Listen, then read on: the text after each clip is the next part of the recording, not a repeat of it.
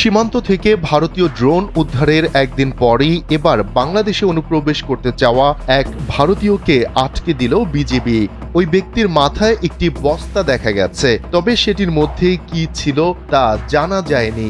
জানা গেছে সীমান্তবর্তী জেলা লালমনিরহাটের বুড়িমারি 0 পয়েন্ট দিয়ে বাংলাদেশের ভূখণ্ডে ঢুকে পড়েছিলেন ওই ব্যক্তি। প্রাথমিকভাবে তাকে মানসিক ভারসাম্যহীন বলেই বিবেচনা করা হয়। ধারণ করা একটি ভিডিওতে দেখা যায় তাকে সীমান্ত থেকে বের করতে বেগ পেতে হচ্ছে বিজিবি সদস্যদের।